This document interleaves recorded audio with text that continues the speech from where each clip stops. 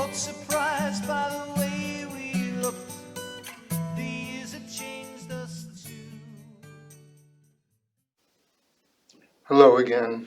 Welcome to another episode of Gung Ho. It's June 23, 2025. There's a lot to cover. I never thought at this time in my life I'd be talking about yet another war. Some of you know something about me.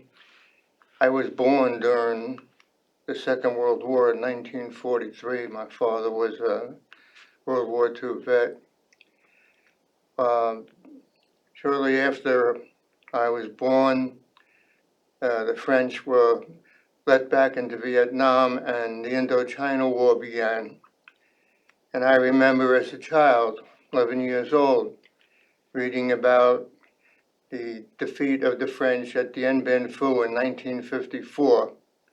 That was the end of the Indochina War, but we were already involved. Another war became what we called the Vietnam War. The Vietnamese called it the American War. After that, there was the Korean War. Then there was military excursions in different places like Panama and Grenada. And then we went into Afghanistan, started a war there in 2001. And then in 2003, we started another war in Iraq. And here we go again. We haven't learned anything over the years. The last time we actually declared war was after the Japanese struck us at Pearl Harbor. We declared war on Japan, and Germany declared war on us. That was the last time. Congress has the power. They only have the power to declare war. They haven't done that since World War II. We tried to stop the executive, the president, from starting wars. We have a thing called the War Powers Act. Trump has completely ignored it. Everything he's doing is unconstitutional.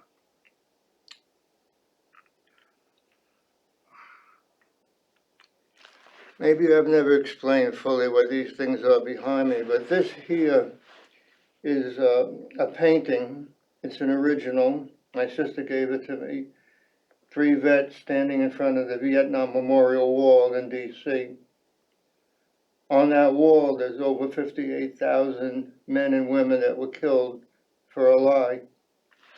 Over here is a photograph that was sent out to raise money to build a memorial in downtown Manhattan, Vietnam War Memorial. And what it shows is a dead soldier wrapped in his own poncho. I saw this happen many times, and I coined the phrase poncho rotation because by then we were going in on individual orders. We would join a unit in the field, and if a person was killed, the first thing we did was wrap them in their own poncho, put them on a chopper, and they were on their way home. We were never given a chance to have grief about what happened. I guess the government thought out of sight, out of mind. What I didn't realize is that after they wrapped a dead soldier or a dead Marine, I found out from another soldier who was tasked with being a casualty notification officer that it would take 29 days for the body to get back home. By then, they had changed the notification during the Second World War, the Korean War, and at the beginning of the Vietnam War, when a person was killed, they had a rule, I guess, to notify the next of kin within 24 hours by a telegram. By a telegram. But after the battle in the Ia Drang Valley in 1960, I think it was 1965, so many telegrams went out, there was so much grief, so much suffering that they decided we're going to change this. And they appointed officers, and they called them casualty notification officers. And when someone was killed, that officer had to go to the next of kin's home and tell them their son was killed in Vietnam.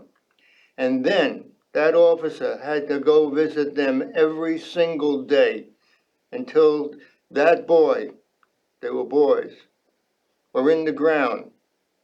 And if there's a memorial service before or after or anything, a ceremonial service, that officer was with them. So things changed during the Vietnam War.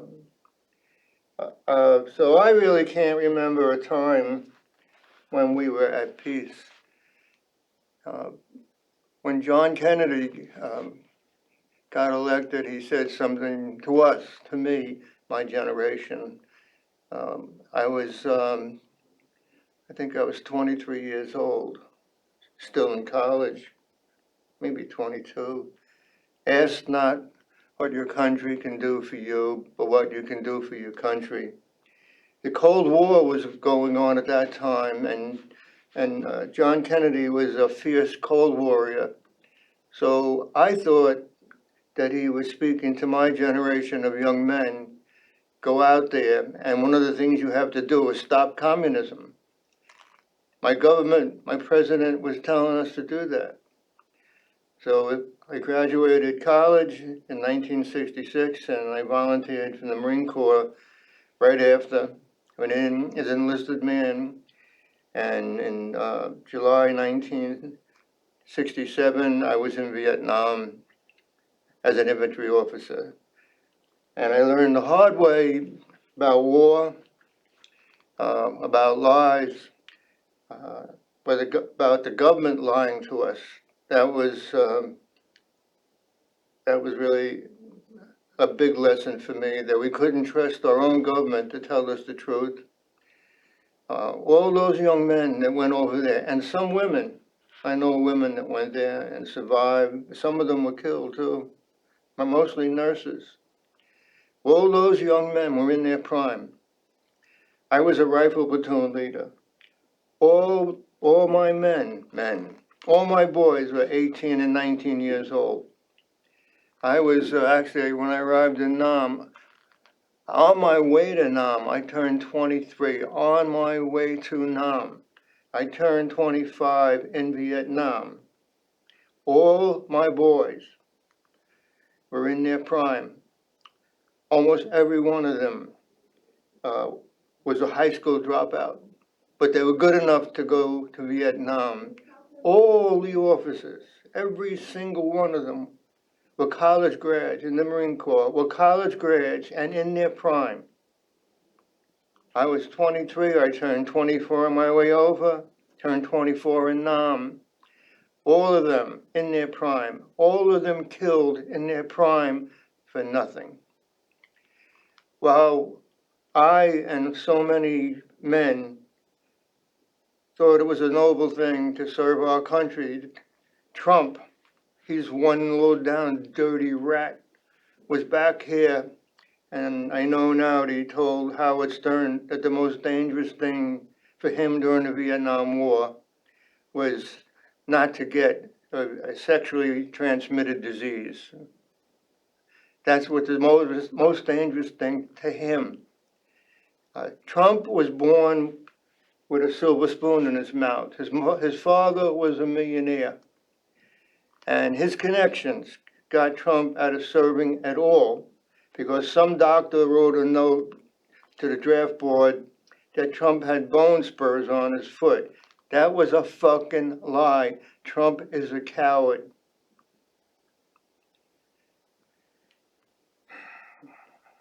Okay. The thing with Iran. Some time back, I started reading a little bit of the history of Iran and why they hate us so much. Well, the Middle East has been dominated, was dominated for many years by the Brits, by the French, and by us. Those states that exist in the Middle East right now were created by Western nations, especially Iraq and Iran. They were created by Western nations. The Western nations, all they wanted was to occupy and take the oil, and they did that.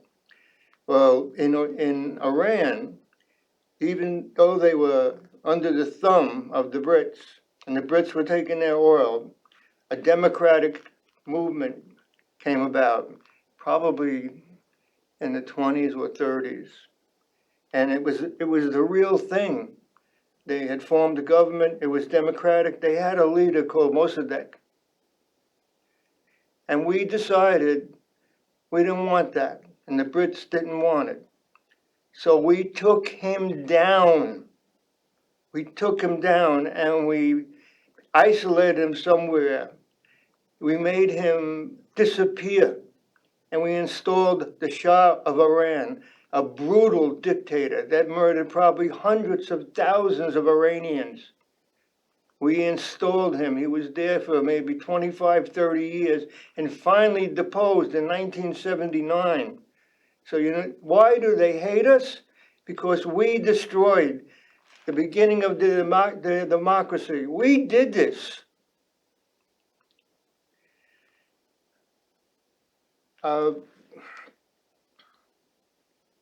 Trump, in my opinion, well, in his opinion, I'm a loser. Because I went to Vietnam and I survived. And all the friends that I knew in Vietnam, all the men that I lost, boys that I lost, are suckers. There's hundreds of names on the wall that died while they were with me over 13 months. We were an infantry battalion way up north. All we fought against was the North Vietnamese army.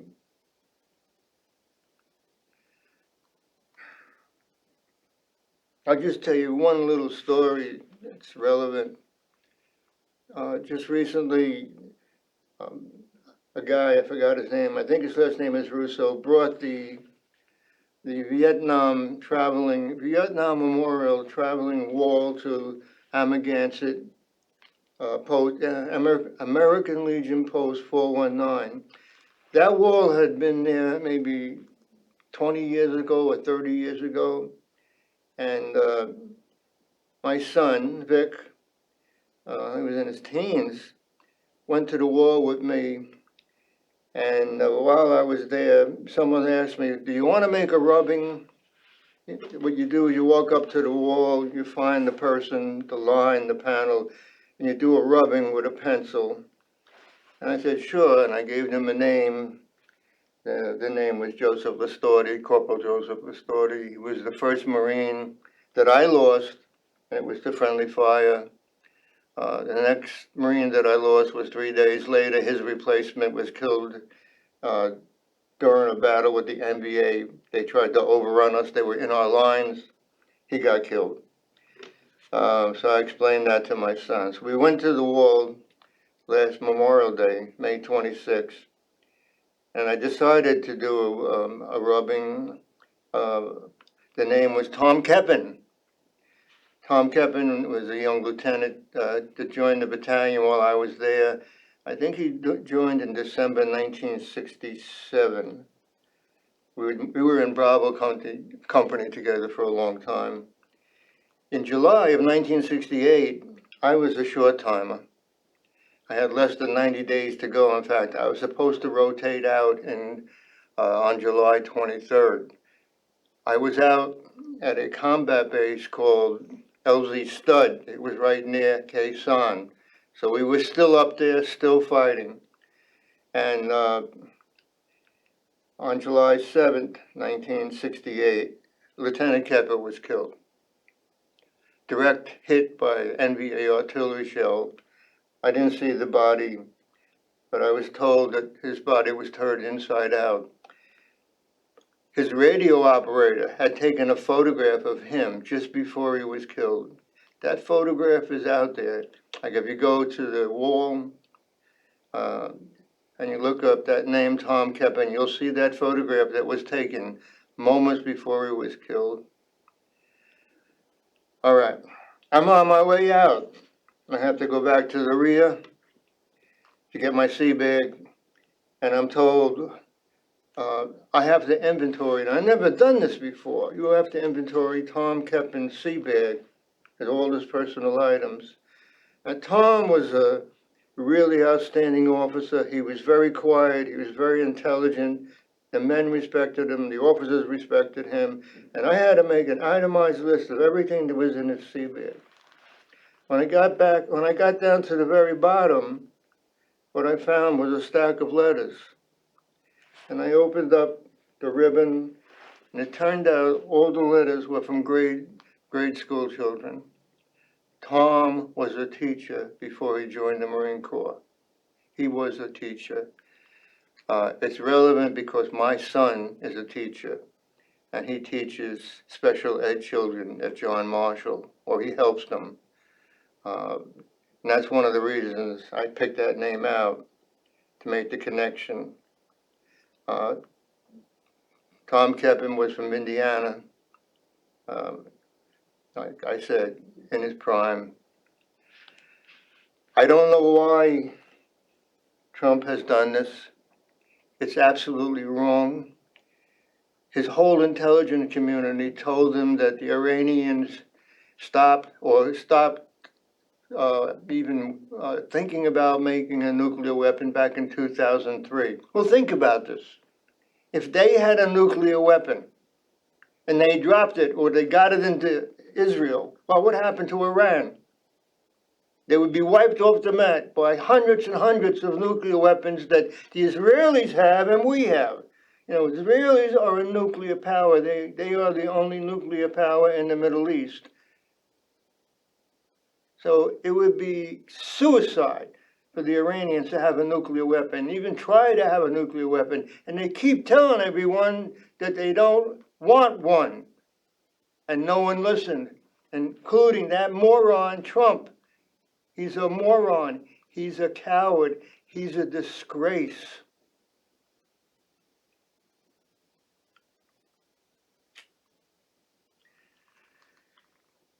All right.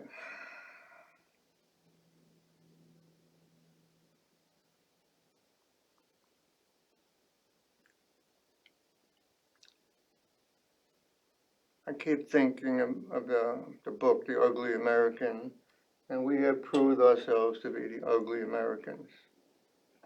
I don't know why Trump did this, but there's no good reason to do this. He told us over and over again he would never start another war. He was against the war in Iraq, and he made a big, big thing about it running for the presidency. It was a war of choice by Bush 43, another moron that had never been to war. His father got him out of service, put him in the National Guard. Everybody knew if you got in the National Guard, you weren't going to Vietnam because LBJ decided not to call up the National Guard because there were too many middle-class boys in the National Guard. So he started the draft. And the draft was all the poor boys, the black, the Hispanic, the white boys. He drafted them and he sent them to Vietnam. So he didn't accept his middle-class boys in the National Guard. And they flocked into the National Guard. A lot of white boys became teachers because teachers were exempt. A lot of them became cops because cops were exempt. Well, these poor kids couldn't do that. They couldn't qualify to be teachers or cops. They couldn't get a letter from a doctor to say, oh, I got a bone spur. They went, and most of them, or I think maybe all of them, believed they were doing the right thing, and they never complained about anything. So to have this idiot leading us right now is such a disgrace, particularly to men like me and women that went to war, served, and even though we served, it didn't make any difference for us, the Vietnam veterans, because back here, they blamed the war on us. And they called us losers. We lost the war. We didn't lose any war.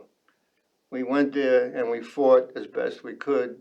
We won almost every battle. We did what we were told. But when we came home, we were losers. It's an absolute abomination for men like me and women to see this monster, this ingrate, as our commander-in-chief. He has taken the oath. The first sentence is to defend the Constitution. He's violated that oath. He's attempted to overthrow our government. He's still a criminal. It's time to get rid of him. I read it in the Declaration of Independence in 1776. We deposed. We declared our independence, and we got rid of a tyrant that was ruling us. A tyrant, we called him. And we said in the same declaration that if it happens again, another tyrant comes along and destroys our form of government, we the people have the right, have the duty to depose him. We're there. We're way beyond that. I am advocating that we depose him. That means we have to go down to Washington, D.C. soon, en masse, with our bodies and take over the White House, take over Congress. They're not our government anymore. Trump is a dictator. He's been aligned with the Russians for decades. I'm going to say it again, and I could prove it. I've been in a litigation, and the litigation protected Trump, the FBI, Department of Justice, and judges, because somehow our government allowed Trump to launder money with a Russian-born FBI agent. If you read a little bit about Trump, his most important partner was a guy by the name of Felix Sater, Russian-born FBI informer. And while he was that, he laundered close to $1 billion from Russia, from Kazakhstan. Trump would not be where he is right now but for Russian money. That's why he loves Putin. It's all about money. And they put this over on us. There are some people out there that are trying to tell the truth, like me. I've been to court on this. They wouldn't let me take the stand. They wouldn't let me testify. That's how well he was protected. Why? Because our government really let him take money. You know, they laundered money, stolen money from the Soviets, actually the Russians, and maybe the Soviets too. Putin allowed that to happen. He appointed his friends. He made them rich oligarchs. And they stole from Russian institutions, from Russian business, and they wanted to get the money out of Russia. And it was easy to find someone like Trump. He was a mark. He was greedy. He was stupid. And all the deals were cash. You could show up with $100 million and tell a guy like Trump, I want to buy something. No questions asked by anybody. I'm talking any regulatory questions. And the deal is made in secret. A corporation buys 5 or 6 Trump condos for $30 million. No scrutiny at all. And then what happens is the owner, we don't know who the owner is, sells the condos, and now he's got all this money. It's laundered money. It was stolen. This went on for a couple of decades. We let it happen.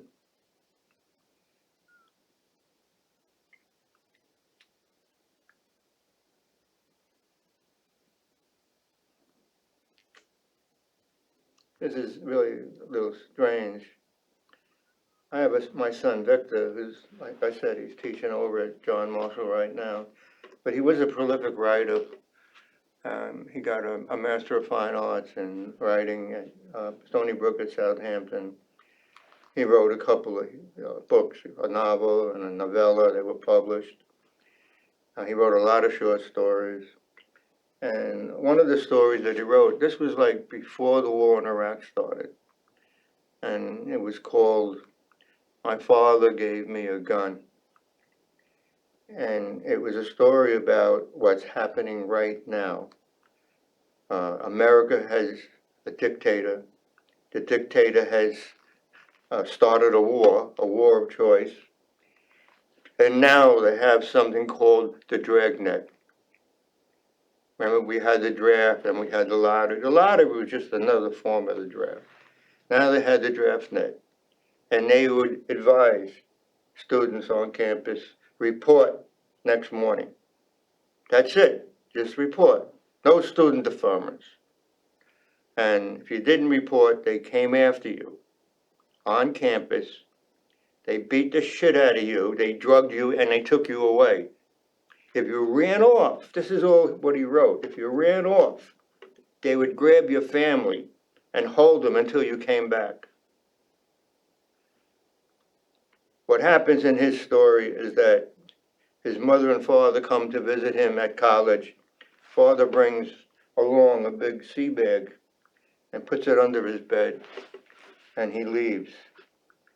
And then all these things are happening. His friends are being swept up in the dragnet. He watches them being beaten and drugged.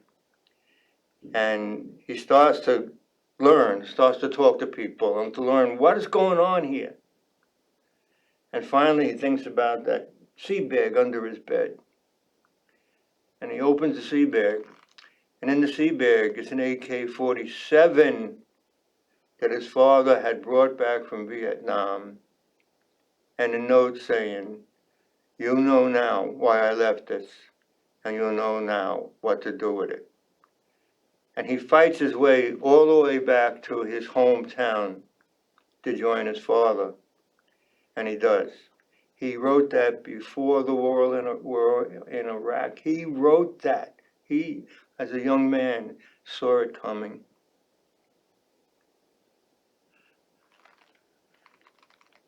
I'm going to stop this guy with a lot of my friends. We're going to stop this somehow. We're going to stop it with our bodies. We have to. Okay?